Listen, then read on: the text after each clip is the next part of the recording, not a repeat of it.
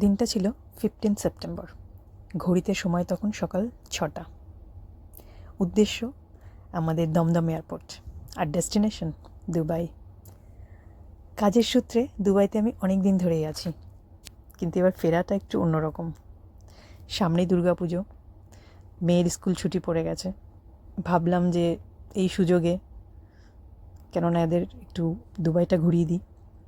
তো এই জন্য বাবা মা মেয়েকে নিয়ে চললাম দুবাইয়ের উদ্দেশ্যে 1 মাসের জন্য। যদিও বাবা মাকে প্রথমে আমি বলিনি, যাওয়ার 2 দিন আগেই জাস্ট জানিয়েছিলাম। পুরোটা সারপ্রাইজ ছিল আমার। শুনে তো খুবই প্রথমে বকাঝকা দিল আমাকে, কিন্তু আমি তো জানি মনে মনে তো একটু হলেও তো আনন্দ পেয়েছে। যাই হোক, এই দেখো আমাদের সব লাগেজ নিয়ে সব দাঁড়িয়ে পড়েছে। এইখানে বোর্ডিংটা নিয়ে এবার আমরা ভেতরের দিকে ঢুকবো ইমিগ্রেশনের জন্য। আমাদের বোর্ডিং আমরা পেয়ে গেছি। এবার যা হয়, এয়ারপোর্টে এসছি, ছবি তুলবো না?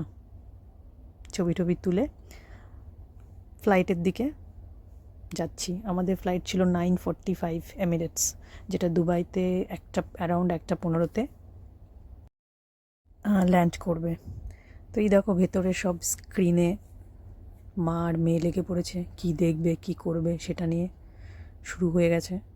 দুজনে প্রচণ্ড রকমভাবে এক্সাইট। মেয়ে তো এখানে গেম নিয়ে ব্যস্ত, আর মা ওইদিকে কিছু একটা করছে, মনে মুভি টুভি কিছু একটা দেখছে, আর আমি এখানে গান শুনছিলাম। তারপরে খাবার দাবার দিল। এমিরেটসে বুঝতেই পারছো খাবার দাবার সেই ভিআইপি লেভেল।